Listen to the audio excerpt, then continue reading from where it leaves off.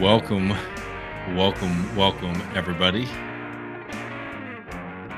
We are live here with a special celebration stream talking about the end of the toad, um, Henry Kissinger. And, I'm trying to.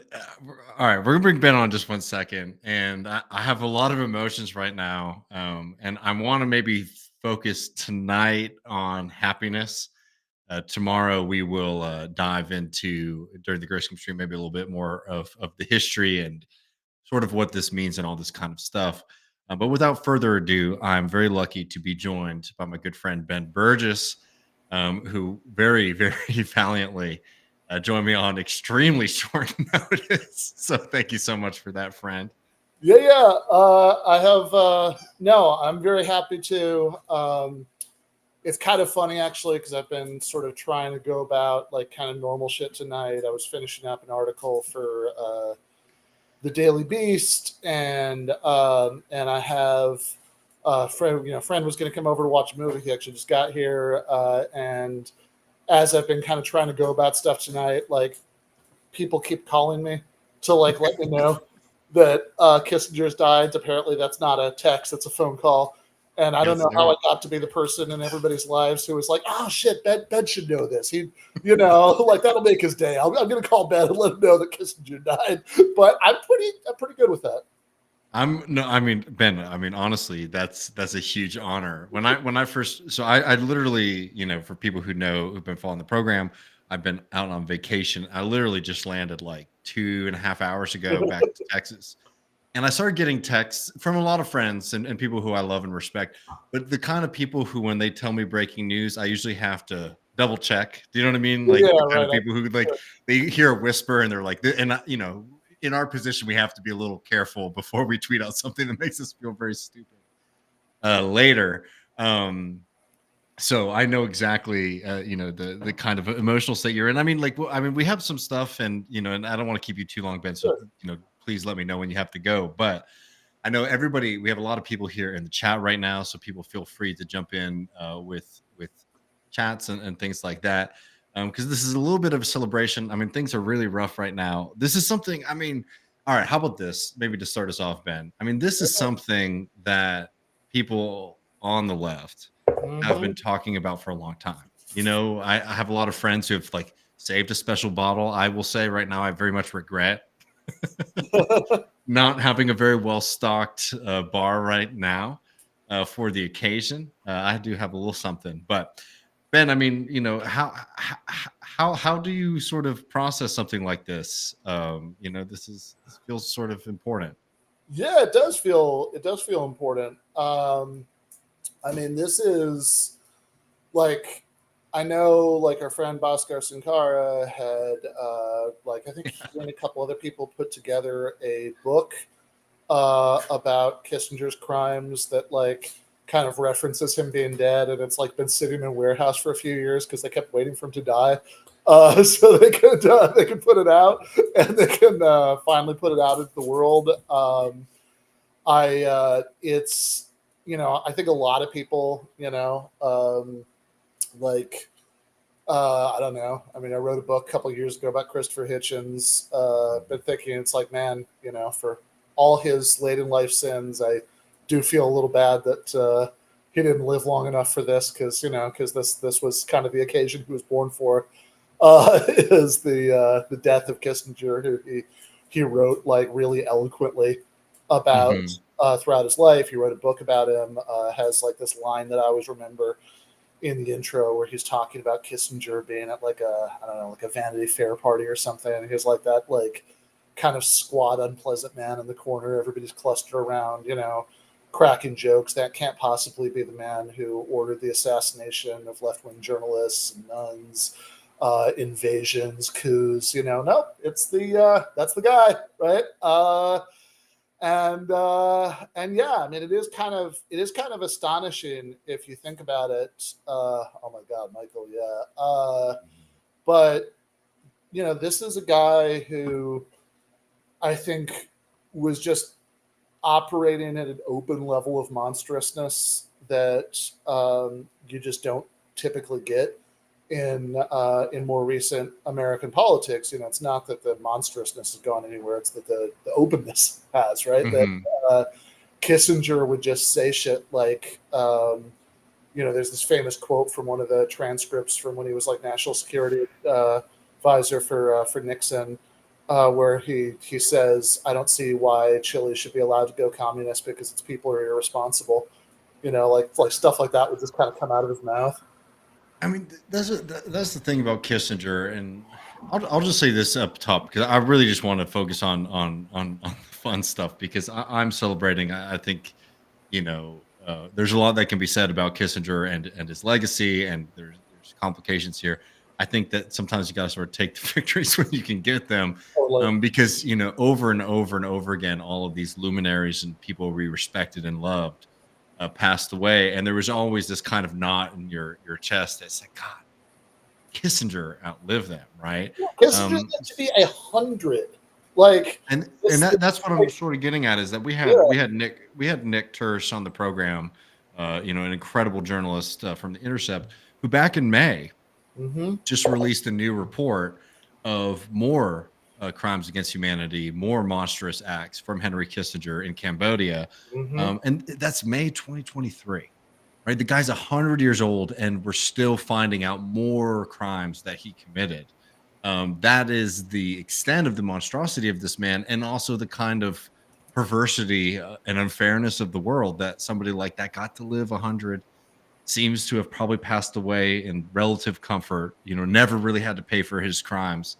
And the solace that I can sort of take from that is one that I think, and I have a good tweet in a second I want to see you react to, Ben, that so many people are not going to be celebrating this man's legacy after he passes. But also that, yes, I think it is actually, and anyways, going back to what Nick Turse said, is like, the thing is like, how are you gonna, I can't remember if we said this in the interview or if I asked him after we went on, but we were sort of just talking, is like, how will it feel when somebody like this passes? And it's just like, Uh, it's hard because he really got the world that he wanted. And for me, the kind of solace, or silver lining or hopeful aspect to this moment that is triumphant and great, thank God. yeah. Even somebody like that can't escape death, obviously, and whatever comes next. But the hope for me is that, yes, Kissinger got his world, and it was a brutal, nasty one. Yeah. And now we have the opportunity to build a different one and a better one. And that's sort of like where my mindset is at right now. Totally, yeah. I've been thinking about Kissinger's doctoral dissertation was about the Congress of Vienna, which people aren't familiar is like after the defeat of Napoleon, the sort of triumphant like monarchs, kings and emperors of Europe got together to do this Congress to like redivide everything to their liking, after the defeat Hmm. of the last shred of the French Revolution. And Kissinger, as I understand it, is like kind of celebrating this as like, oh, see, this is like this important example of the balance of power, and it kept the peace for 100 years. And it's like really kind of grotesque and self-parodying in a lot of ways, right? But like also, I do kind of take some comfort in that analogy because, as a matter of fact, the Congress of Vienna, the system that created with like Metternich, is the sort of Hmm. notorious reactionary chancellor who is suppressing, liberal nationalist and revolutionary movements in Europe. That actually really only lasted for a few decades, before it came crashing down in the revolutions of 1848. So Hmm. I'm not saying that we're going to be quite that lucky, but like I think it is maybe a useful reminder that things don't. That everything is always in motion, and the sort of, even if Kissinger has this world, it's not going to last forever. 100%. And Ben, correct me if I'm wrong, because again, I'm going to do a more in-depth thing tomorrow. Obviously, we're Yeah, all just sort of reacting to this news. Kissinger had like a philosophy background to some extent, didn't he? yeah, Um, he was really was he a interesting. Hegel guy? Yeah, yeah, I'm just trying to exactly, remember. Yeah. exactly. Yeah, like I think there are actually stories about like when he and Nixon are in China, he's like, he's like having like Hegel conversations with like Chinese communist officials, because he has that background. Um, but it's also like I think probably obviously this is psychological speculation about a man whose thoughts are very alien to me, and I want to stay that way. I don't really want to understand Yes, sir. Yeah. what it's like to be Henry Kissinger, but I do wonder if something about Hegel's philosophy of history is sort of may have been sort of comforting to him, right? That there's this sort of like historical long view that it's like everything is kind of absolved in the over the course of time, the world spirit's coming into its own or whatever, and like it all kind of works out for the best. Because really, like, I tend to believe that most people who are involved in terrible crimes are lying about them to themselves, right? That they have to be, right? Most people in their heads are not cartoon villains. But Henry Kissinger kind of talked like one, right? Like, so like there is a really interesting question there. Like, I mean, I guess he I guess his sleep was untroubled by the thought of all those kids in Cambodia, when he did like his famous there's this infamous transcript, right? In the Nixon White House, everything was constantly being taped by everybody. That where he says that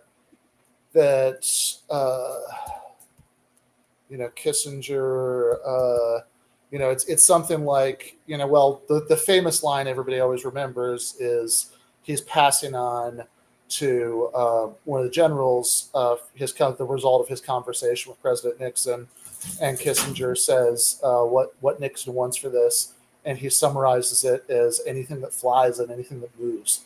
So it's like, I don't know. I mean, did was his sleep totally untroubled by the thought of all those kids in Cambodia and Vietnam and Laos and East Timor and Chile? It sure seems like it. Well, I mean, let's just really briefly, and why don't you just fill this in for folks, Ben? If I give people broad strokes, I think everyone in this audience understands who Henry Kissinger was and why he's so reviled.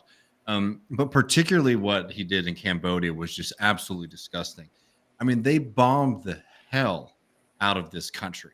And one thing that's really notable about this is that he set up chains of command in the military. So he was sort of the final call, right? So this is somebody who, unlike a lot of people in DC who say, oh, I might have had like the grand scheme of things, but the excesses out there are sort of, that's just what happens sometimes in warfare.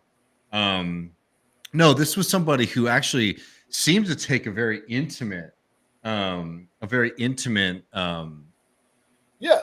pleasure or interest in this. Yeah, he seems to have been extremely hands-on. Because when you hear the titles, right, he was the head of the National Security Council and the Secretary of State, and he held both of those positions, simultaneously in a way that really hasn't been done before and since. Like to the point that, like, in this weird way, right, he almost was like, co-president, with like Nixon and then Ford. But when you hear those positions, you might not have a picture. It's like, no, he's like literally passing on to the military like detailed instructions for how the bombing of Cambodia is supposed to go on. There are transcripts, like notes in these conversations with the National Security Council where he's literally talking about like this one particular general in Chile who, this is before the coup against Allende, who he thinks needs to be taken out because this guy, this general they're talking about isn't even a socialist, but like, they figured he was just like too much of a constitutionalist to go along with the coup, when one came together, right? So they needed to take him out in advance of the coup. And I mean, he's, like, this is all stuff that is very clear, like on record, right? Like you really don't have to speculate about it. There's like if there had actually been a situation where he'd ever seen the inside of the courtroom, like it would not have been hard, right, for prosecutors to pull this material together, which of course, we don't do that in America, right? I mean, this is a country where we still have this insane law. Or watching something happen right now, you know. Yeah, I mean, this is you know, like we still actually have this insane law in the books. This like what's been dubbed like the Invade the Hague Act. That like if any American war criminals were actually on trial at the Hague, Hmm. that the U.S. military would like go rescue them. Um, and so, although I mean, at least Kissinger lived to the point where, for whatever cold comfort this is, there was like a list of countries he couldn't visit because, and I'm not just talking about like places like Chile, but countries in Western Europe even, right, that he couldn't Hmm. visit because he was like wanted for questioning by the police if he ever came there in connection with things like in the disappearance of like in Spain, right? There's a judge, who had a warrant out for him because of the disappearance of Spanish citizens in Chile.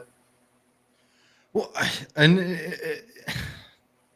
and again, like there's something about this that it might sound funny to say, but like there's something about celebrating Kissinger's death that is very human, Yeah, yeah. and what I mean by that is the sense that like, look, our global international like law and justice institutions failed. But there is a kind of sorry, man, I'm feeling a little romantic, so forgive the religious language, but like, there is a heavenly justice to the world, right? Eventually, one day or another, you're going to meet your maker, Yeah. and there is a kind of happiness in that because this is somebody who their entire life was able to skirt that, and like it is something that was very notable about Hitchens's writing and coverage about Kissinger's that like it's absolutely disgusting what Kissinger did, but to add the perversity to it is the fact that this is somebody who is at cocktail parties in DC and is getting invited as like an elder statesman to be listened to. And I mean, this is somebody who is up until his death was somebody who has been consulted. And Well, I I mean, want to, he was like he hadn't been invited to the Biden White House, although that might well have happened eventually. But every single president, like of course Nixon and Ford, he had these extremely high positions in the administrations, and then every single subsequent president in between Ford and Biden had at some point invited Kissinger to the White House to discuss, military and diplomatic matters and give the president advice. So, Democrats and Republicans, that would be Carter, Reagan, Bush one, Clinton, Bush two, Obama, and Donald Trump. They all had Kissinger over. hmm I, and yeah, exactly. Like across the board, like that. I mean, this is somebody who is, bipartisan, beloved character. I want to ask you, as a good Marxist, though, Ben, Yeah, because I have some thoughts on this. Is that as Marxists, when we sort of look at history, right? And thankfully, yeah, this is a guy who is actually history. We don't like to talk too much about I don't know, personal idiosyncratic nature of human beings, right? Their uniqueness, and rather look to material conditions. Um, but with Kissinger, I think that there's a pretty profound historical record that shows that while the atrocities that America was going to engage in to fight communism in Vietnam, probably and across the globe, probably would have happened to some extent. Kissinger played a massive role in the way and the extent and the depravity of.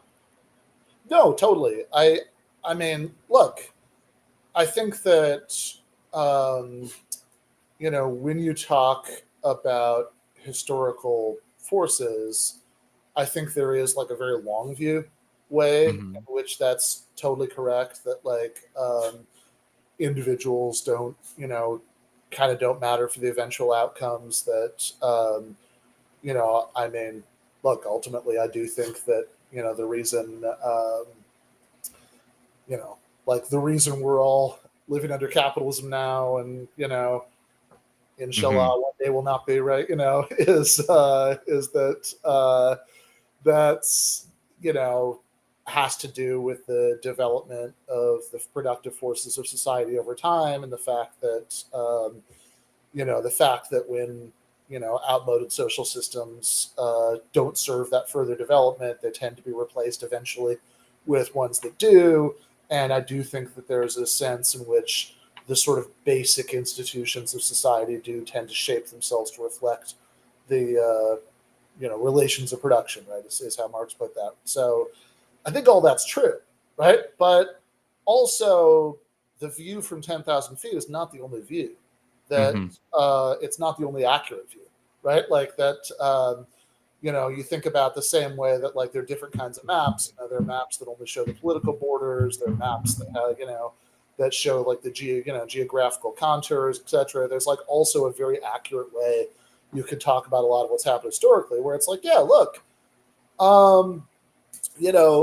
in the sort of basic reasons, I think that like there's probably no timeline where we wouldn't be living in basically a capitalist society more or less like now by the 21st century, and why, I don't think that, we could, 500 years or whatever, I don't think we could be continuing to live under capitalism, all that stuff, right? Yeah, that's all I think ultimately kind of historically determined in the final analysis. But, look, the Russian Revolution might not have happened in October 1917 if Lenin hadn't been on the train to the Finland station.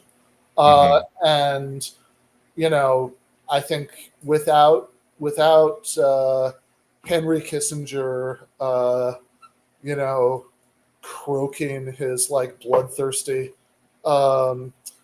strategic advice at. Well, they call it realism, which I find to be very perverse too. By the way. Yeah, like the worm tongue in Lord of the Rings. That's that's. I think that it's entirely possible that.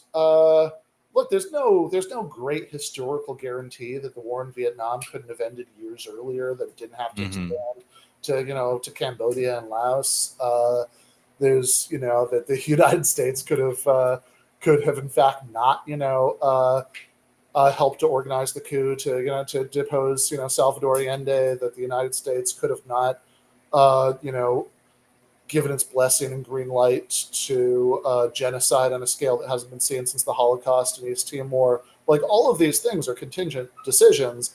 And, and I really like the point you just made about realism, right? Because I just had an article in, if people know the Quincy Institute, it's their magazine, Responsible Statecraft, which was kind of about this. And like, realism means different things. That and there's like a complicated tradition there, and there's stuff that like we from our perspective on the left can find to like in some of that tradition and can find not to like in that tradition. But ultimately what I respond to most for people I might think of as like realist foreign policy thinkers, your Mearsheimers and all those people, right, is that like this very keenly honed sense of how wars that are intended or officially intended to bring about some wonderful consequence, right, often I wasn't sure he was going to come out. My friends here is more shy than that sometimes, but yeah, that like oftentimes, right, that if you like, I think that the stuff that Kissinger did in the name of realism oftentimes like not only did not achieve its stated objectives, right, but like had horrific consequences that like don't even necessarily serve capital. They're just awful. Like the rise of the Khmer Rouge is like an obvious example that like that like you can't separate that from this just like genocide level casualties that the U.S. under Nixon and Kissinger are imposing in Cambodia, the same way that you can't separate the rise of ISIS, from the invasion of Iraq. And it's certainly that's worth talking about as part of like Henry Kissinger's gruesome legacy. But it's also worth talking about for the present because like people keep doing this shit in the name of like, oh, we're just going to wipe out all our enemies and then everything will be good. And it keeps on not working out that way. Right. Like, I mean, not only not working out the way, I mean, just creating massive human suffering for what? And like, I know you and I both have a complicated love for a certain British man, Yeah, Christopher Hitchens. this. But the way that he opens up his book, The Trial of Henry Kissinger, I've always found to be extremely pertinent. You know, I will say very much couched in his insane love of Washington D.C., like the city. But but The he least opens it up expensive with, city in the Western world, but yes. "Hey, man, they got Michelin stars there. They don't come out here."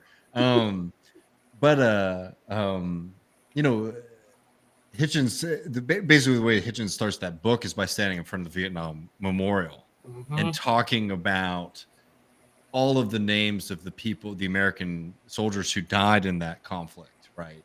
Obviously fighting for something really brutal and nasty.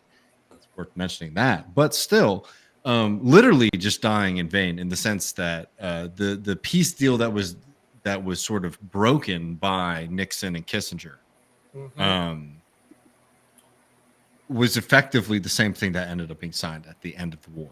So all those people, Well, yeah, all that the conflict, peace yeah. deal, right? Just sorry to be clear on what you're saying, right? Because the peace deal that was sabotaged by Nixon and Kissinger Yes. in the last days of LBJ is essentially the Which, one. by the way, like, just like again, because I think most people know this, but they might not.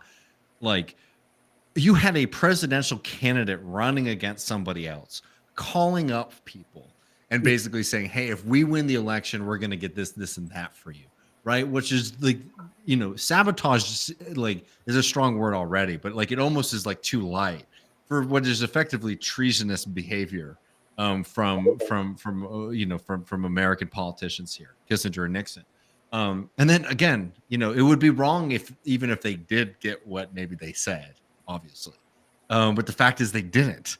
And they basically just prolonged the war to help out Nixon's presidential campaign. Totally, yeah. This is the yeah. There's no the Paris Peace Accords, like what they eventually got, right, is the thing that Nixon and Kissinger, if you're going to talk in these terms, uh, I mean, there are laws about this, right? You're really not supposed to do this, that to conduct independent foreign policy in this way, against the interests of the United States, and certainly would have been the kind of thing that would have been of interest to voters if they'd known about it, right? That they Mhm. convinced the South Vietnamese delegation, to stonewall a lot of this stuff because they could supposedly get them a better deal, and then didn't, right? Mhm. Which is the crazy thing, that it's not like whatever you think about the government the U.S. was defending in South Vietnam, and I don't have a very high opinion of it, right? But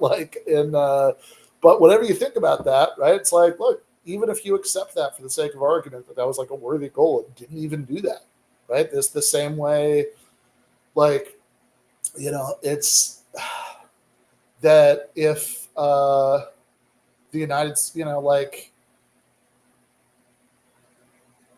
this is where I think sort of realism about the outcome of war comes together with just kind of a basic humanity about what war is going to do, because it's the same story keeps happening. I mean, I know there are people even in our corner of the political world who don't necessarily want to hear this, but you Mhm. know like could keep could keep shipping munitions to Ukraine for the next 10 years, and it's not going to change the eventual ceasefire line that much, right? But it will lead to a whole lot of dead people, a whole lot of mutilated people, a whole lot of unexploded cluster bomblets that Ukrainian kids are going to be picking up and getting blown up by for decades, for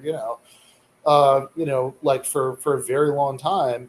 And the same way, if all of these horrors that are happening in Gaza right now, it's like, well, this, oh yeah, that'll just lead to Hamas not existing, and then everything will be fine, and there'll be no more attacks on on Israelis ever. It's like I don't think so, right? Mhm. That's but it is certainly going to fill a lot of cemeteries in the meantime, right? And this is that Kissingerian pseudo realism that he was just a particularly like cartoonishly awful representative of, right? But it's certainly a much bigger phenomenon. I think that's 100% right, and I think that like the kind of tension that I'm trying to walk through right now is holding Henry Kissinger, the man who just died, thank the Lord, in contempt, um, and also recognizing the role that he played in all of this. We're hoping to get our good friend Arm Brown on the program. I just wanted to pull this up really fast from our good friend Jennifer Perlman, who said, "If you have nothing good to say about the dead, say nothing. They're dead. Good. My beloved late aunt, also extra love for the Hitch mention. Well, you'll be very happy in a second because we actually have some Hitch clip. But we do have an illustrious guest, my good friend and Ben's buddy, Arm Brown, our favorite newsman. Thank you so much, brother, for joining us on this very exciting occasion. How are you feeling, brother? Hey, thanks for having me. How are you guys? A Good, lot man. better like Cheers, a few dude. hours ago when I got the first of a few phone calls to tell me that Kissinger was dead. Oh, I imagine you got an onslaught of happy messages. Wait, before we go on, I got to look at something here. Let me take a look. What are these clothes that David Griscom has on? Because those are These looking clothes kind are of very hot. beautiful, aren't they? Right? Yeah. I mean, feels so funny to plug it, Ooh, but we do look have at that. this nice merch you can get at leftreckoning.com/store. We also have a Plains t-shirt, which is a cool buffalo illustration and Left Reckoning logo. But it's for people who don't know, regular listeners of Left Reckoning will know.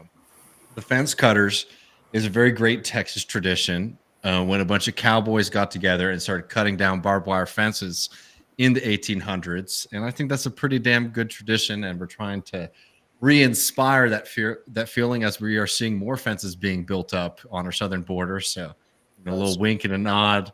It's a good idea to cut down fences, friends. Hell yeah. I'm loving that design too. That's looking. I'm gonna get one of those. I could get one I'll of get those. you one, friend. Okay. All right. But if cool. you didn't know me personally and you wanted to get one, you could get that at leftreckoning.com/store. It really does. Frankly, y'all, it really does help Matt and I out a lot. We're trying to expand the program a little bit, and it does help us. So if you are able to, we have really nice merch, including this hat and all this good stuff. So Hell yeah. thank you, brother. Thank you, brother, for coming on tonight and helping me plug the merch a little bit. But I mean, how are you feeling right now? I mean, we've been, it's a little complicated. The dude was old as fuck. He sort of got his way, but it feels good. I wanted to focus sort of on the positive a little bit. He did have he had a beautiful voice. I mean, can we agree on that? that smooth voice. I mean, I don't know how he didn't put out an album or something, with that. He was sounding good. Well, I have a question for both of y'all. But Ryan, I know you're in contact. We're all in contact with the youth a little bit in what we do, right? We have a youthful audience, young audience. Ben Dreyfuss, who people may know as a character who does some other things, but you might know him as a Twitter lad. Tweeted this out today. I'd be interested to read an article explaining exactly how Kissinger became such a uniquely unpopular person on the internet. I understand all the bad things he did 50 years ago, but I've never really understood why young people online give a shit. I don't know. Wow. Not to make us all be the dads of the young folks on the internet, but do you have any thoughts about why people don't like this Kissinger fella? Have you ever, if either of you guys ever watched a TV show called what's that thing called? It's the, damn it, there's I am losing the name. Okay, yeah, I just had a brain fart about this, but it's this, but there's the show, maybe somebody in the chat will know what I'm talking about. Friends. Friends, thank you. Yeah. Okay. It's not Friends. But it lasted for a few seasons. It's this kind of like surreal comedy about this guy who's coming out of a breakup and he's sort of reorienting his life. And it's like all these sort of like over the top literalized metaphors for what's happening to him. And in the first episode, he finds out that his ex-girlfriend's rebound guy is Adolf Hitler, and so like Hitler's at the party, and his and like everybody's like, just be cool, It's like, oh my god, I'm Jewish. This is literally Hitler, right? I was like, yeah, but that was so long ago, man. Just like let it go, right? It's like, Henry Kissinger like oversaw mass slaughter in Vietnam and Laos and Cambodia that directly gave rise to Pol Pot. Who, by the way, right, in the 70s, the U.S. was diplomatically backing to stick it to Vietnam and the Soviet Union later, just to put a bow on that, right? I mean, the like killing, like in proportional terms to the size of the population, the killing in East Timor under Suharto, like Kissinger goes back and is like the greatest, is like the largest scale genocide since the Nazis. It's like, I don't know. I mean, if there's anything to not let go, that might be the thing to not let go. I think that's probably fair, right? Is there, I mean, I don't know how true this is, but there's been kind of a, because I kind of became aware of anything like political during the George W. Bush years. And I've heard things about how George W. Bush has been kind of rehabilitated. I don't know how true that is. But if you were growing up during that time, it's like you were really exposed to like, or at least you were aware of like the absolute tragedy of what was going on then. To see like a guy like that rehabilitated is kind of, and these guys are connected. Sorry, not to cut you off, but like these guys are connected. This is W's immediate statement here. America's lost one of the most dependable and distinctive voices on foreign affairs, right? Hell yeah. Isn't it surprising that a lot of people who grew up with the atrocities of the Iraq War don't really like the architect and the guy who George W. looks up to? I will just plug my response. A good Texas phrase here: a worm is the only animal that can't fall down.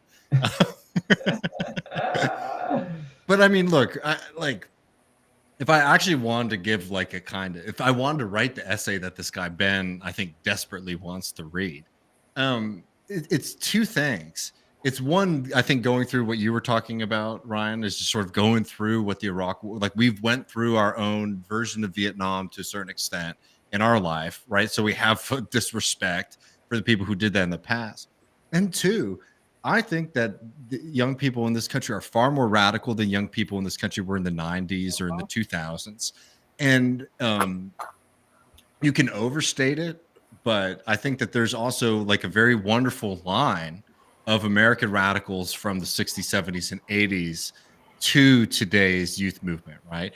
Sometimes you would want to be stronger, sometimes you would like it to be less strong. We can, hash that out later.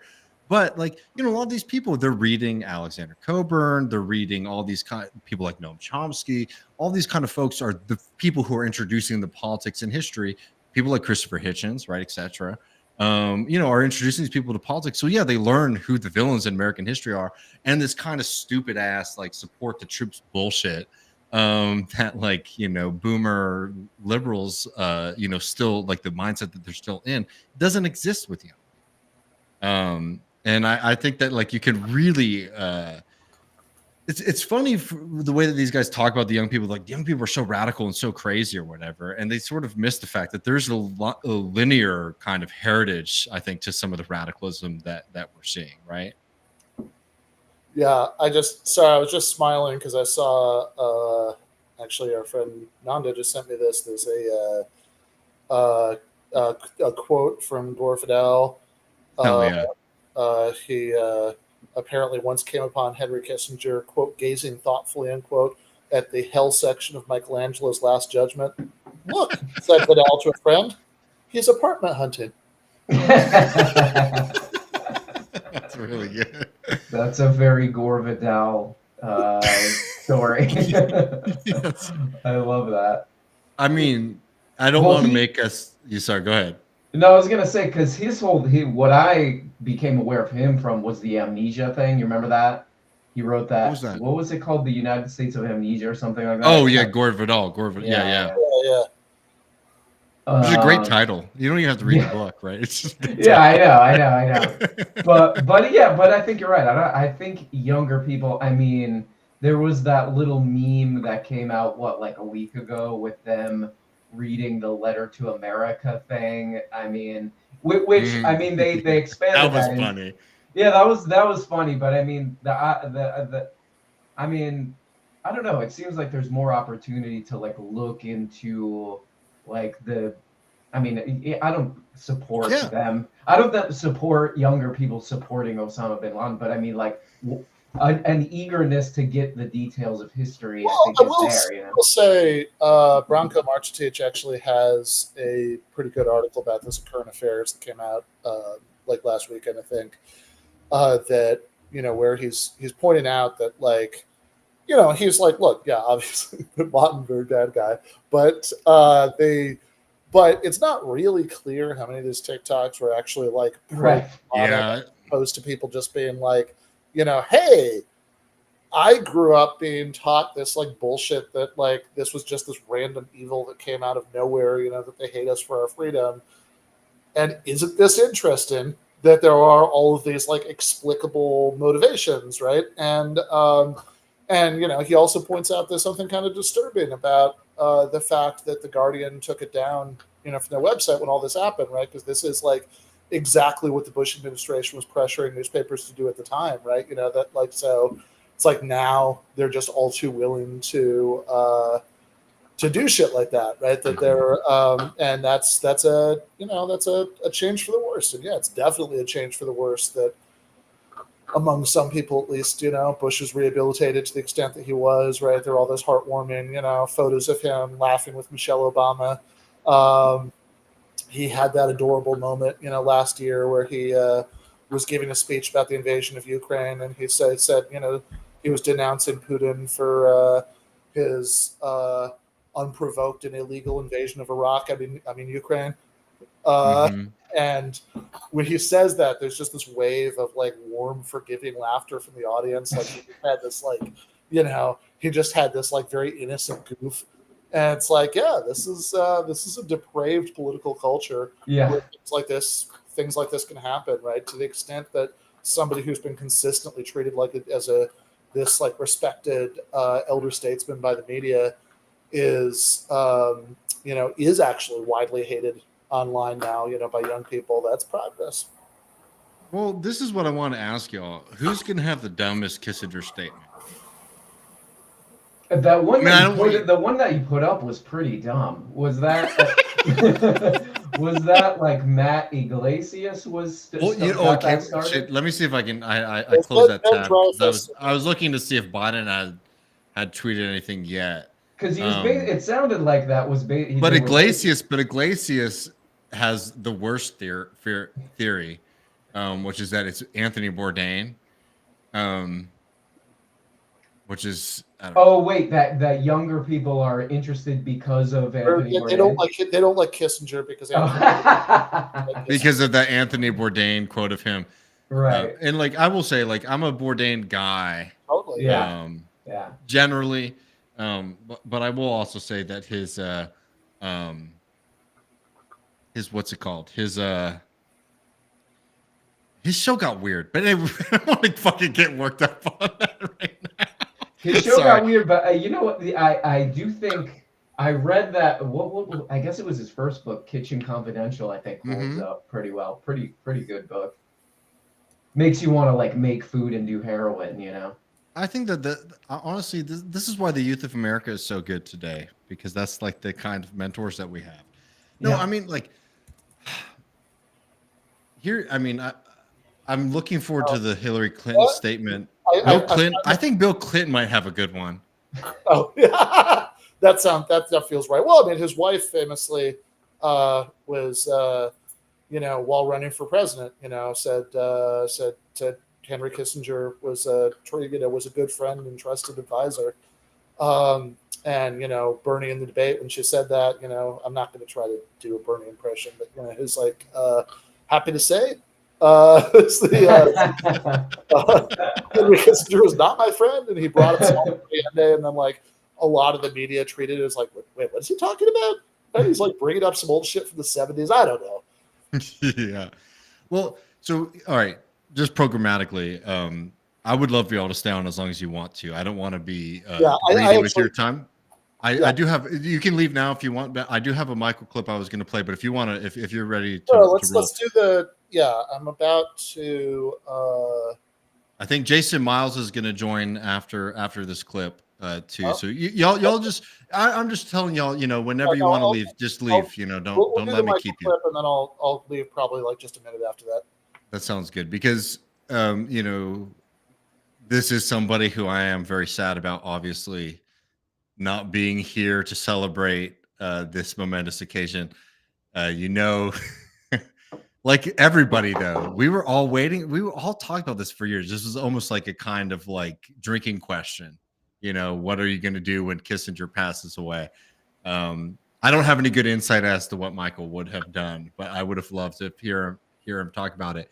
But I have this clip of TMBS, a pretty classic one with a lot of old heads. Matt and I, obviously, Harvey K. and Bessner. But let's just play a little bit of this so this is going to be a kind of trifecta for the group here. Michael and Christopher Hitchens and all of us beautiful people. But let's just play this for a second. And Hitchens on Kissinger, because why not? Because I just want you guys to tee off on Kissinger because he really is a great monster, and then we'll, I don't know, turn into some type of, Henry Kissinger. Sorry, it was somebody we both knew. This is Christopher Hitchens. Again, I don't have time for all the usual caveats of his complicated legacy, blah, blah, blah, blah, blah. He got Kissinger right, so let's play a clip of that. The defenders say, well, this was American foreign policy at the time, and that he was simply carrying out what was the deemed law of the land or practice of foreign policy at the time. What's your response to that line of defense? It's been found beyond doubt by minute investigation in Washington that nobody in Congress, which has the power of the purse in these matters and the power to decide, ever knew that the National Security Advisor of President Nixon, Henry Kissinger, had evolved a plan to murder the head of the General Staff in a democratic country, not contiguous to but neighboring the United States, with which the United States was not at war. No one was ever told of that plan. We know of no authorization for Kissinger to have carried it out. Let alone the bombing of Cambodia.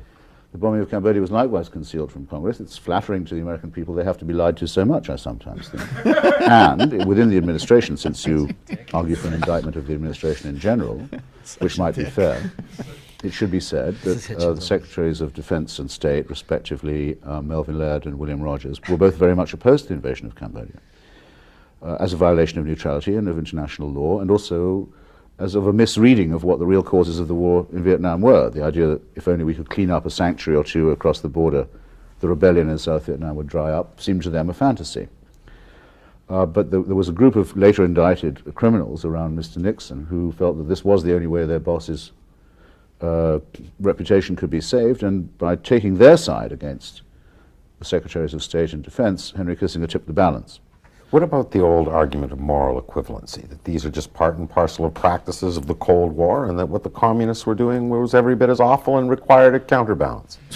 Attacking and killing a democratic, conservative, constitutional officer in a neighboring democracy with which the US is not at war, and a country, by the way, that can threaten nobody, Chile, in collusion with a fascist criminal group, is not anti-communism. It is, in fact, collusion with fascism. But I'd go further and say that I don't greatly care to be lectured on anti-Stalinism by Mao Zedong's best friend, by Leonid Brezhnev's preferred negotiating partner, by the man who told Gerald Ford when he was president that he shouldn't. All right, yeah, guys, throw it, respond. But yeah, I mean, sometimes you just need a little hitch. He was fun. He really had a way with words. He really did. He is fantastic. I mean, he's 100% right about Kissinger. I mean, Kissinger is sort of it's interesting that he's come down to us as a prototypical realist, because he absolutely did a lot of things that were profoundly unrealistic and really did nothing for the United States, even in his own product. Even if you're going to take his own anti-communist project as serious, which I personally don't, but even if one were to do that, he just harmed his own project. So he's he's a ghoul, and it's insane that Hillary Clinton wanted to cozy up to him, and it's insane that he's been a don amongst the American foreign My only policy real establishment. question about this, By though- the way, yeah. I will report, speaking of Hillary Clinton and those likes, on his first day in office, Bill Clinton telephoned Richard Nixon for advice on foreign affairs. Great. Hey, could you help me? Really. Sorry, I just want to. I want to make sure that got in there. But Nice. I mean, Ben, I know you're running. So is there anything you want to say? Yeah, on that? I guess my last, pizza got here, so should get going. I guess my last couple things are, one, just shout out, enjoying tonight Yes, some nice bourbon here. This is actually a gift from our friend Anna Kasparian. Better good taste. Ooh. Nice. But yeah, it's there's occasion to hit the stuff. This has got to be it. And two, I know that there's a take I've already seen a little bit. You've kind of alluded to it a little bit. There was like a chat, that had this a little bit that was displayed. That's like a kind of obvious take that's not totally wrong, right? Which is like, God, what are you guys celebrating? This guy lived to this, ludicrously ripe old age, right? He was 100. I mean, it's like he made a deal with like a witch from a fairy tale, and as you said, for the moment, he got the world he wanted. We'll see in the future, but I think that if there's ever an occasion for spite, it's got to be this guy, right? And B, I think there is like an actual win here, which is that I never have to see this asshole on TV again, being consulted as like this like revered elder statesman, for like, what does Henry Kissinger think about Ukraine? It's like, oh man, Gaza, let's get Henry Kissinger's thoughts about that. It's like, never again. Do not ever have to have that experience again. I think that alone is worth celebrating. Final thing before I go. So my friend who's sitting in the background is a grad student at USC, and just heard from him yesterday that they were like almost about to go on strike, the grad student union there, and the university caved, and they got a pay raise and childcare stipend, and they like a grievance procedure for the first time. So if you guys just want to give a hearty solidarity forever, before we go off, this is a good thing. Absolutely. Hell yeah. Solidarity with all of them. Hell yeah. That's great. All right, guys, have thank you, fun. Ben. Have fun without me, and I will talk to you both soon. Later. Good brother. I'm gonna bring on Jason. Are you good for a little bit, RM, or do you got to run too? I'll just say hi and then goodbye, because I should probably go. I'm way behind with everything. I feel you. No, get no pressure. But I don't know if you've met Jason yet. I Jason, haven't. I do watch his show. I'm a big fan. Well, that's the introduction right there. Our good friend Jason Myles coming to us. There we go. We needed some soundboard up in here. What up, y'all? What's up, RM? How you living? What's up? Nice to meet you. I've been following your show for a long time. I'm a big fan. Everybody should be listening to it. Hey, I've learned a thank you. lot. Yeah. And also, I mean, everybody here probably knows, but if you're not already listening to the RM Brown Show, it is one of the best programs on the internet. It is the program that I watch when I'm like little like buzzy after doing TMBS. I usually just watch like your whole past week. I just like Monday to Friday, I just go through it the 2 hours or whatever, however long that is. just until I can get back to bed. Okay, everybody watching, do not do that. Okay, because then the numbers will get weird on YouTube. Do not do what David does. Okay, what David just said is wrong, and please do not do that. My YouTube search history is a freaking nightmare. Oh my god! Oh my god! That'd be a funny thing to have to reveal. Oh my god! I mean, if you want to look at stuff like, why do you have all this shit popping up? It's like, look, man, I have to make these little videos, and there's a lot of Joe Rogan for no reason. I've been having the thought that I should have like a burner computer or something, like not just a burner account, but like an entirely different computer. You know, that like I never connect to the same Wi-Fi, like all that shit. I just stopped giving a shit because I'm like, if someone was to look in there, like, well, I mean, I've made videos about a bunch of right-wing shit. Like we did a show. Somehow we had a show about Kissinger. I think it was with Ben Burgis.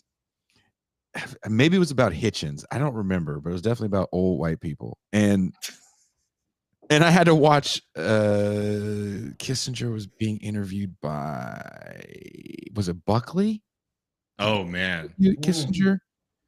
It was just like, God, listen to that man speak.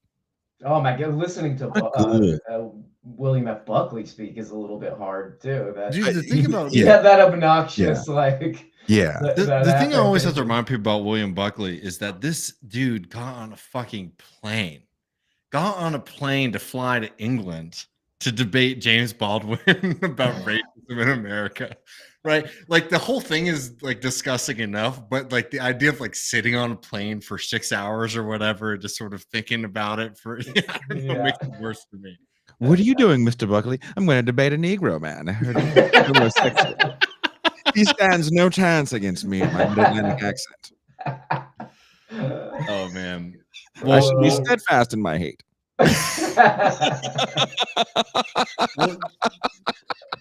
You're way too good at the transatlantic accent. But the accent thing is wild with Buckley, because Buckley is such a wild character because he's from New York, right?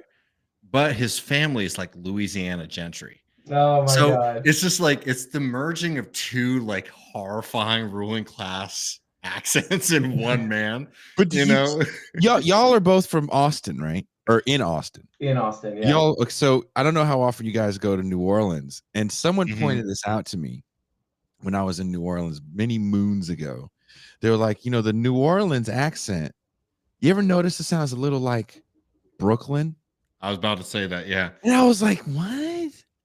And then, we went and hung out because they are artists on Jackson Square. So we went out to the square where they were selling art and stuff. And one of their homies that has a gallery now, he's got that thick, old Harry Connick kind of, accent. And I was like, I hear it now. And they were trying to explain to me why that is, because it's a port city. And it had something to do with like a port city and people from New York. And I was like, oh, because when you listen to those people, like those deep New Orleans accents, you're like, it kind of sounds East Coasty. Nothing like the Buckley accent. But you know what I mean? You guys know what I mean. I know exactly what you mean. No, I hear it 100%.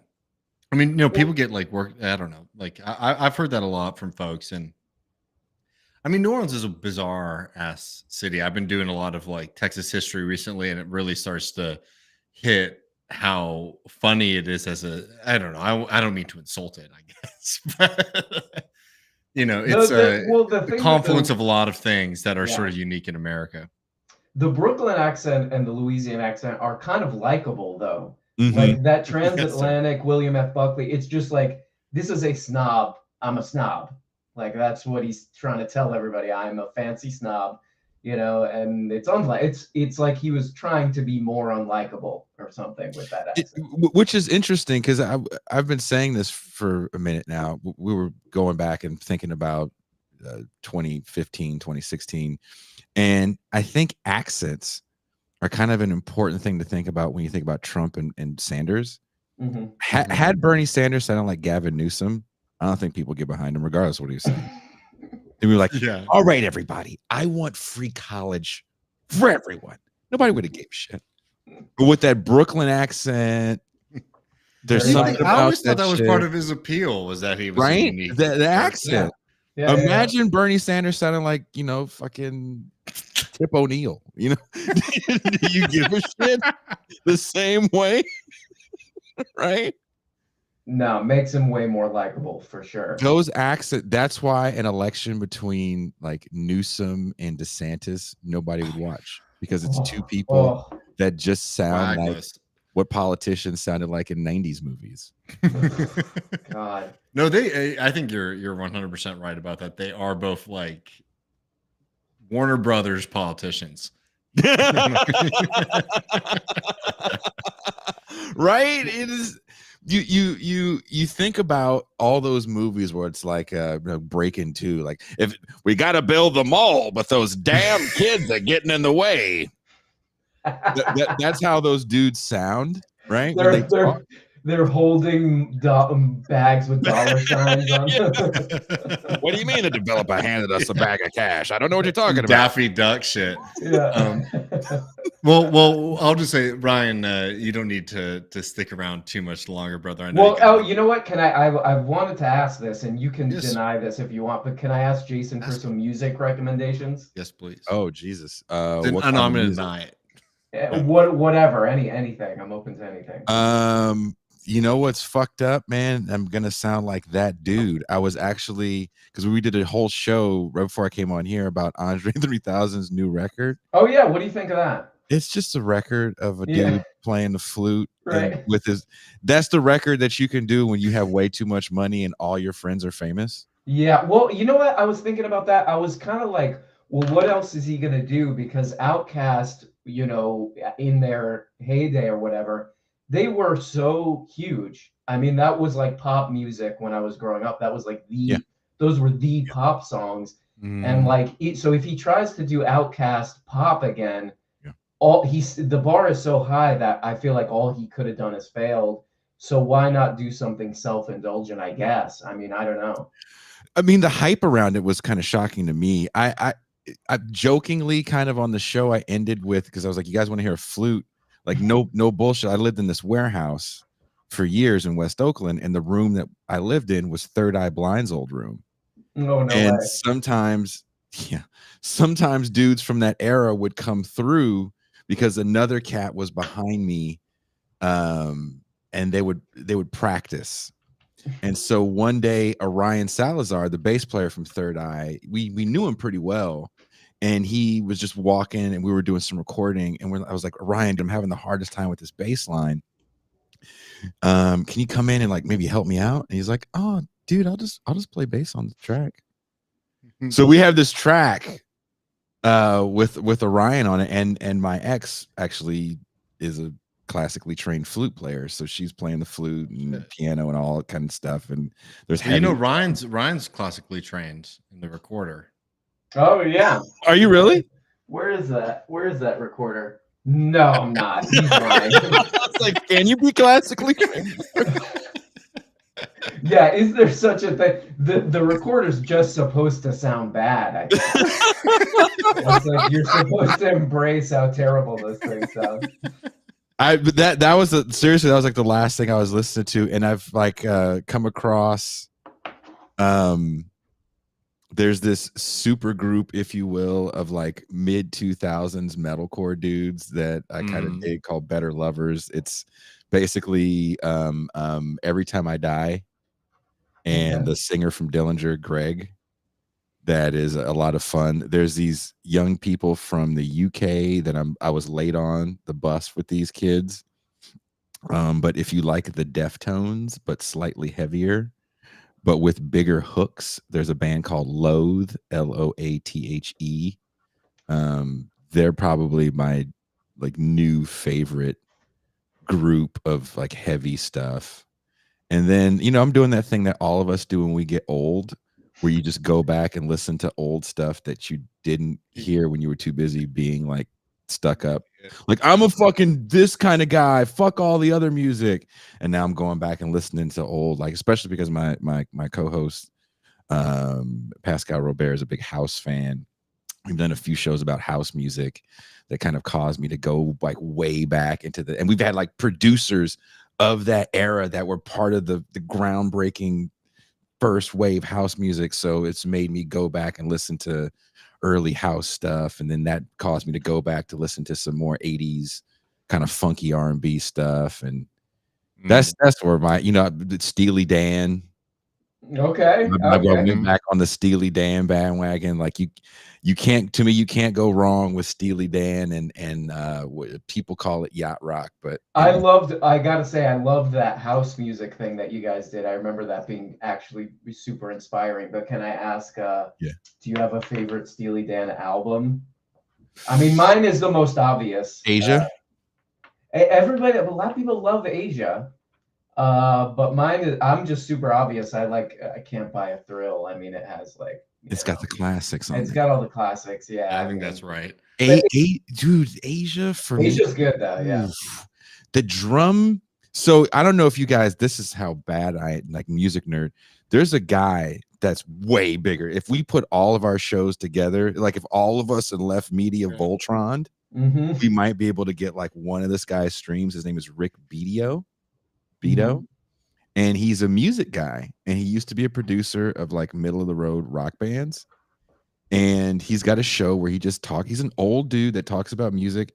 He's got a pretty good perspective on new stuff, and he'll bring in some of these players.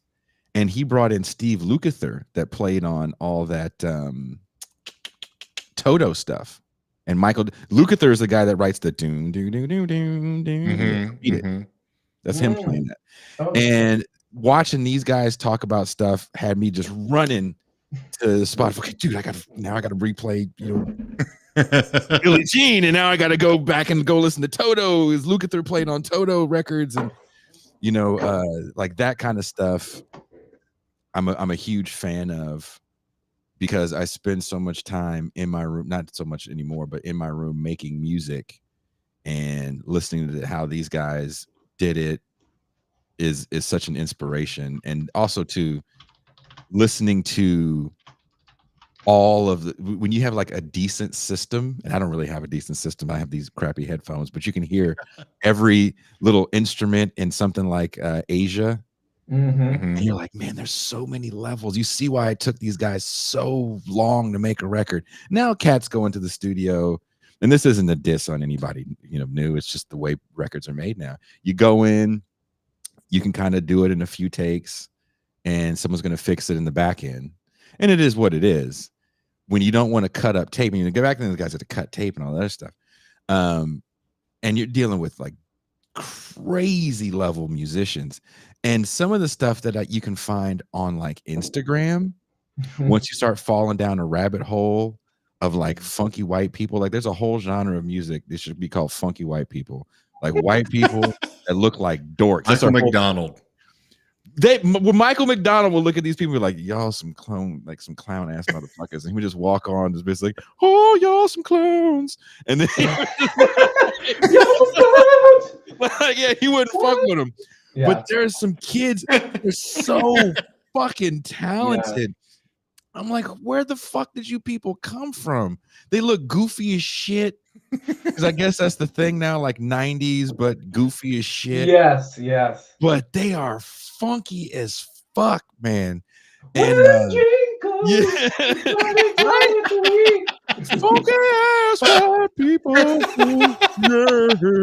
And then Kenny Loggins just moonwalks in. Yes, some funky ass whites. You know what? On the opposite end of that, like that obsessive, like Steely Dan production stuff, I found I get like stuff like that recommended to me, like music production videos and stuff. And for a while, I was getting like Prince related stuff. And there it was some producer that worked with Prince, and they recommended some essay, and it's kind of interesting. If anybody wants to find it, it's free out there. It's called "Shitty is Pretty," and it's about like making funk music, and it's really interesting because he just says basically like, and I think Prince kind of did this. This is what Prince's producer was saying, was that he would make a song in like a day. Like a lot of those hits. A lot of those hits people are still doing karaoke to were made in like a day or a night that he would stay up and make it. But in that Shitty is Pretty article, they're just like, well, funk is supposed to be like, it's not supposed to be like meticulous. It's supposed to, you're supposed to like just push it out, and it's something you're supposed to feel it and stuff. It's a really good essay. If anybody wants to read it, it's fun. It's like actually interesting music writing. It's interesting that you say that, RM. So I had a book launch party that Ben was at, and I wanted to do something funky, so I did it at a friend's house who fixes guitars for everybody. And he had just got back from Mexico with Exodus, the band Exodus. And their original guitar player was there. Chris Contos from Machine Head was there. Craig LaCicero from Forbidden, and the death metal band Death was there. And I kind of talked about the book, but then interviewed these guys. And I asked them all, what was your inspiration? And Rick Hunolt from Exodus, the guy that's wrote some of the heaviest riffs of all time, looks at me and then looks at the crowd and goes, "It was funk music, man. I grew up on this funk music, man. And that's what got me into metal." And I was like, that got you into metal? But if you think about Parliament Funkadelic, and you think about early heavy metal, it's not too far off. These are really distorted guitars, fuzzed out. Yeah. And these guys costumes, some costumes. Yeah. And it feels taboo. It feels scary. Yeah, right. You know what I mean? Yeah, totally. So are you gonna play us this flute? Oh yeah. You guys ready for this? I'm ready for it. Okay, so this is we call this recorder funk. Okay, ready? So that's pretty much sounds like that. It's on the one. It's all the one. It's all on the one. It's on the one. Well, man, dude, RM, are you taking off? I got to take off, but it was really nice to meet you. I love, if anybody's watching this who doesn't watch or listen to your show, it's one of my favorites. One of my favorites. It's great. Am I going to see you in Austin? Yeah. Yes, you will. You will. Okay. Yeah. Hell yeah. Hell yeah. Hell yeah. Hell yeah. Well, have fun, guys. I think we really covered Kissinger here. Definitely in the last part. He was really into funk and Steely Dan. Well, thanks for having me, and I'll see you guys soon. Peace, RM. Really appreciate it, brother. Bye-bye. Well, I mean, Jason, I'm happy to just shoot the shit, but I did want to give the opportunity since he came on. Do you want to say anything about the old toad himself? Literally, man, right before I went on air, right before. Did you get that live when you guys were going? Right before I went on to turn my computer on, I looked down on my phone and it said Henry Kissinger is dead at 100. And I just went, I should probably talk about this. That's all I could think. It was like the first thing I thought was like, I should probably talk about this. And then I just put my phone down and I was like, let me get focused on the bullshit that I'm going to talk about. But it's one of those things where I would, like Ben was talking about, I was fighting the feeling, or am, that I'm in it, fighting the feeling to exhale, because he kind of is the ultimate bad guy. He's the big bad. He's the final 100%. Boss of every bad video game of life. And when you said right before I went on, you guys were talking and you were like, yeah, who's going to give the Henry Kissinger take? Because tomorrow morning is going to be filled with what a great. I'm surprised we haven't seen more yet. I'm we've been live, so I haven't been able to keep up with things. So if anyone in the chat has any good like kind of celebrity or give it time. Please give it to us. But I'm surprised we didn't get an immediate POTUS. Because he's out right now. He's asleep. They're not going to do his night time for his old raggedy ass. We're monitoring the situation. Is the that motherfucker got jammies on and shit. He got some onesie jammies on. Biden has to wear jammies. He's got jammies on, man. He's got. It'd be really funny if he was one of the motherfuckers just in briefs, like regular ass briefs. I'll say that is me, sir. I'm a brief man. I'm a brief man. You run if you hear a sound, you run outside just in the briefs with a baseball bat. I think I've told you this before. I had a wild thing at my old place. I had a really sweet neighbor. I don't want to say anything bad about him, but I've told you this story before. I had to have, but it doesn't matter. I'll do it real quick. I was at my house and it's Uh-huh. it's like 3:30 in the morning and my doorbell rings. I'm like, Mm-mm. what the fuck? Somebody's, that's weird time to get a It knock on the is door. not cool. So I got this. I don't even know if I get in trouble. I'm not gonna risk it, but I think YouTube's got weird rules about this. I have Oh. this old replica rifle, like kind of like old Texas, like the kind of shit they had at the Alamo rifle. It's not a real thing. It's just like a like a nice toy thing that my nana gave me when I was a boy, and I grabbed it. And again, I sleep in my boxers, so I'm in my boxers, and I'm told, I'm sorry. It looks real enough that like if I felt like I needed to have something, I'd hold it. And I walk up to the door, and sometimes like if the electricity at my old place would go out, like my doorbell would ring when when the electricity would reset. So I thought Mhm. that's what it was, and then I saw there's a man like Oh, peeking into fuck my that. house. I was like, oh shit. And I don't know what went through my brain, but I became like a 12th, like 11th century like guardsman, and I just yelled, "Who goes there?" And I'm just standing there with this fucking rifle, this toy rifle.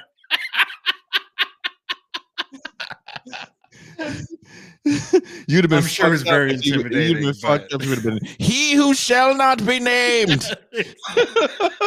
and it was just my neighbor being a nice person because my sister was staying with me and she left her car light on. He was letting us know.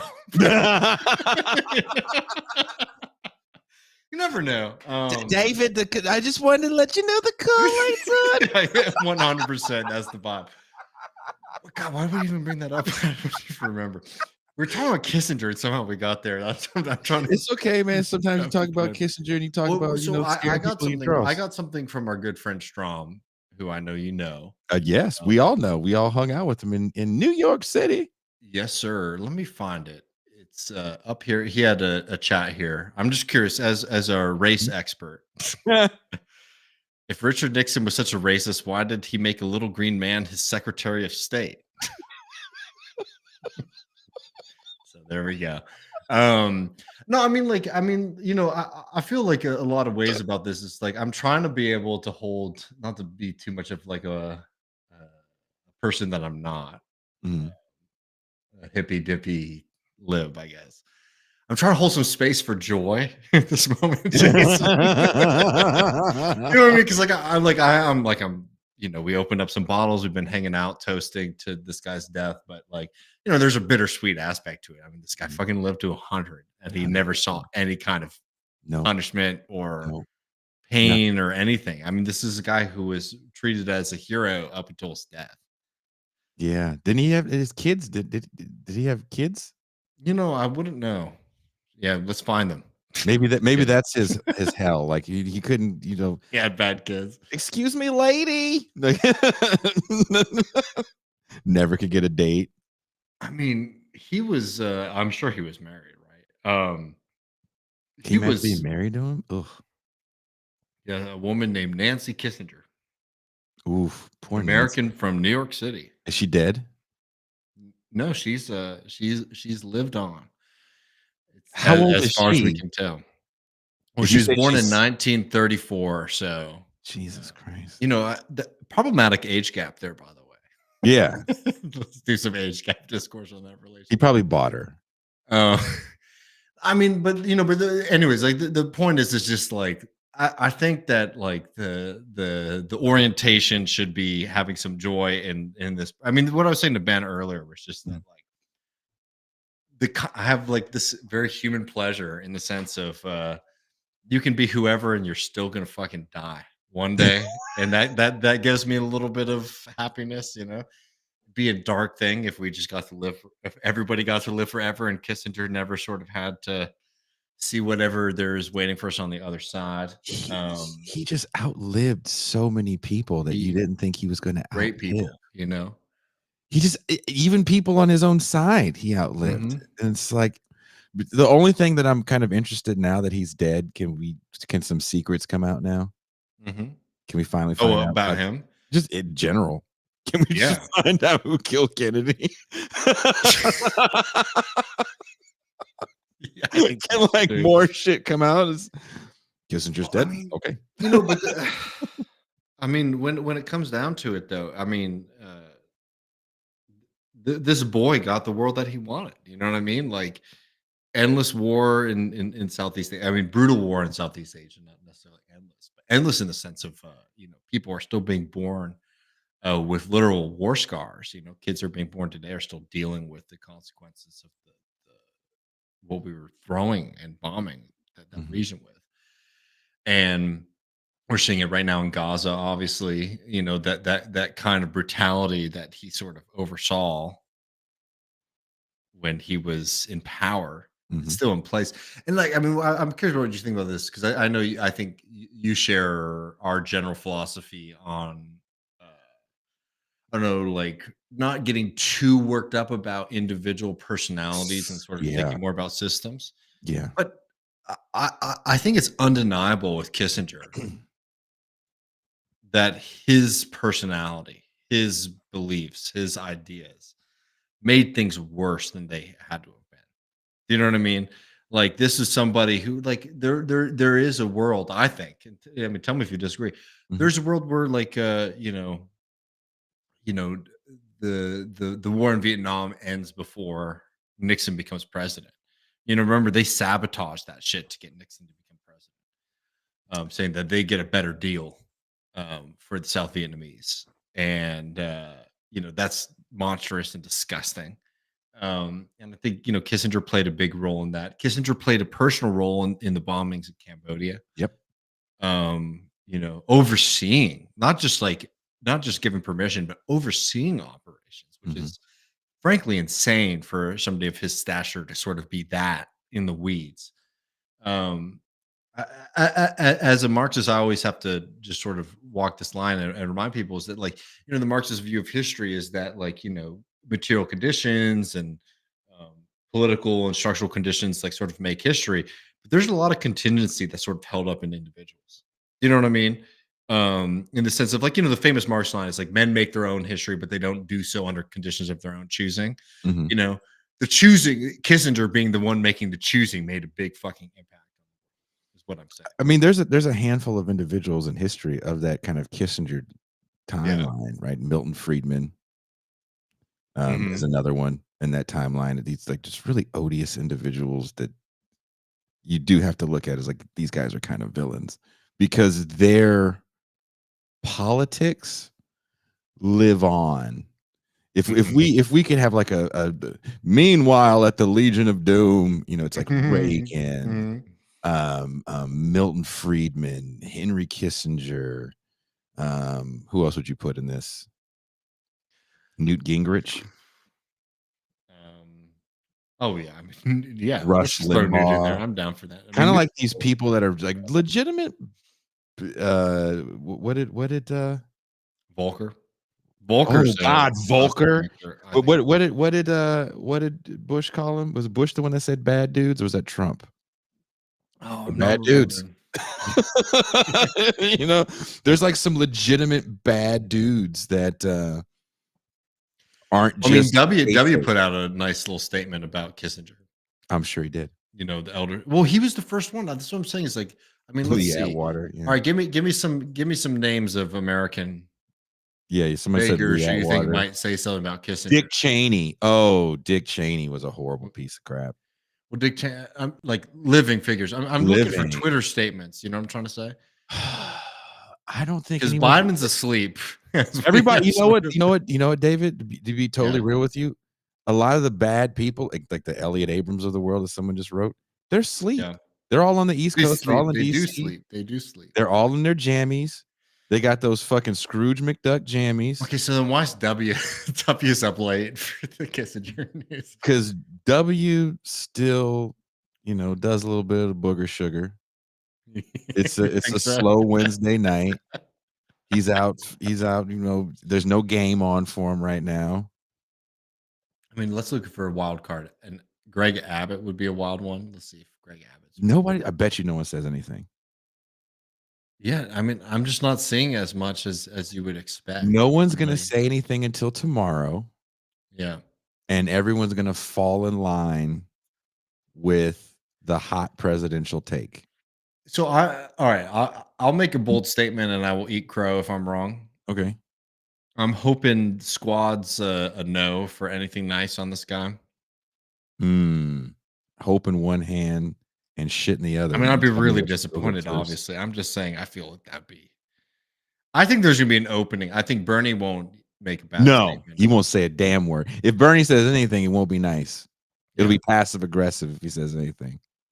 So on that, I think that gives a little shield to the squad. They might say something mildly passive aggressive.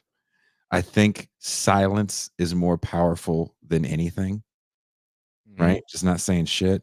Marjorie Taylor Greene's gonna say something. Boebert's gonna say something. Oh, that would be fun. Because those two Actually, I would love to see a Trump.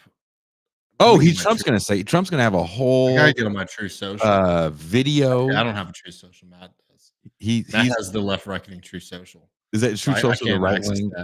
Dude, that's so horrible. I'm telling you, this is for the White House response is going to be pretty even. This is my prediction. If I'm wrong, they'll definitely make a statement.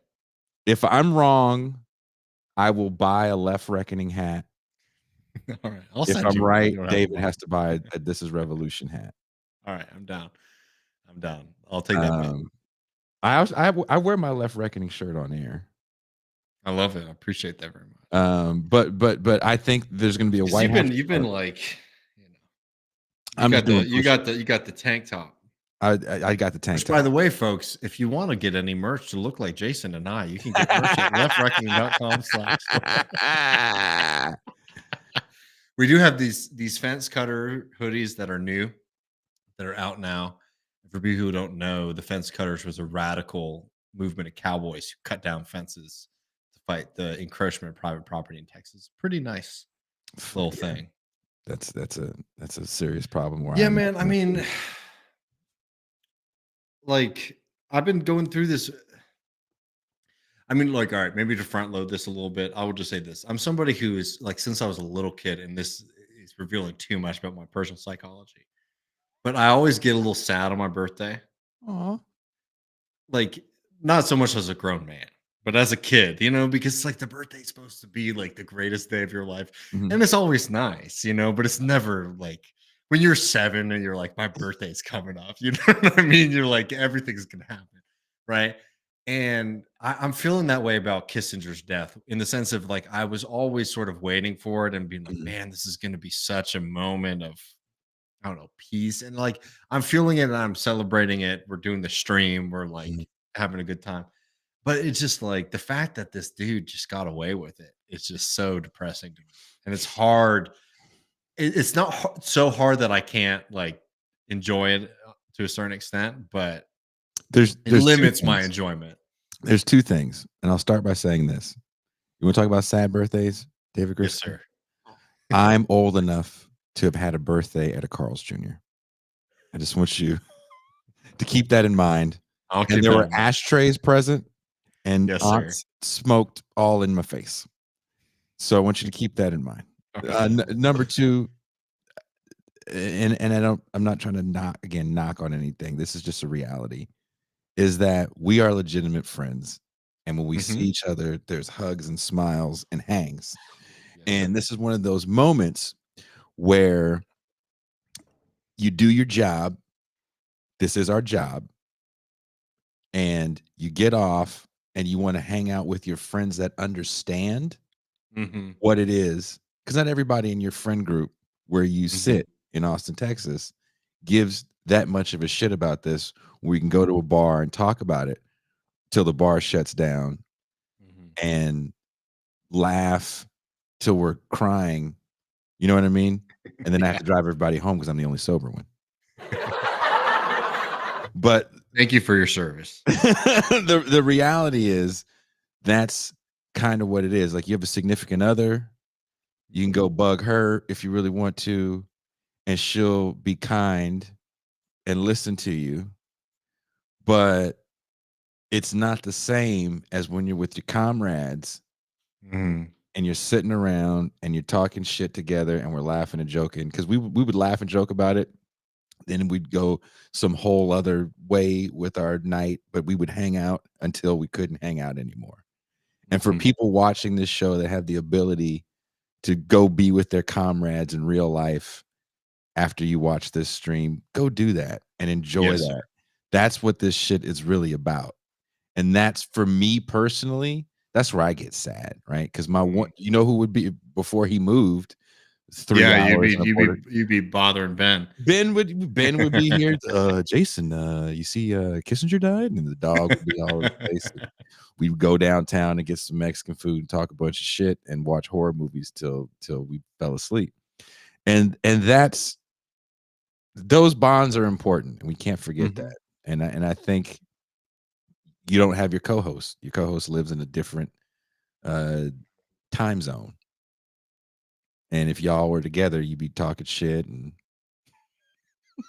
Yes, and, sir. so that kind of stuff makes moments like this somewhat bittersweet. It is important that we get to have these streams and No, yeah, 100%. And it was nice being able to play that when you came on that vintage TMBS clip, because I know Michael would have been having a really good time with that. And on that note, folks, I'm going to be back tomorrow with a Griscom stream, and we'll be doing a little bit more of this. Jason, you got some stuff cooking up for TIR? You want to let people of know course, about? man. Tomorrow we'll be talking with Paul Prescott is going to guest host with me. Oh, hell yeah. And we're going to be talking with the woman that actually made the documentary Brother Outsider about Bayard Rustin. Not the Netflix movie, but the actual documentary that Netflix kind of bit off of and then took a whole different way. So that'll be a fun conversation. Then we're going to run an old episode this weekend as the filmmaker for the feature-length documentary I've been working on for now 2 years. We're coming over to fix all my fuck-ups that I did for the voiceovers, and we're going to finish it this weekend. Ben was originally coming down. I was like, Ben, you can't come down. I'm going to be stuck in my house all weekend around the clock, making sure this documentary is finally done so I can start premiering it all over the country. Well, when y'all are finished watching my brilliant insights on the Griscom stream, you should definitely be checking out This Is Revolution tomorrow. 1, to see Jason, and 2, to see Paul Prescott, who is one of my favorite people. And it's a great, great, great, great character. We'll throw a little Kowalski from Nebraska to send us out. Tell Jason that Kowalski thinks he's okay. Thank you, brother. And everybody keep celebrating. Appreciate all of y'all so much, and we'll see you soon. Peace.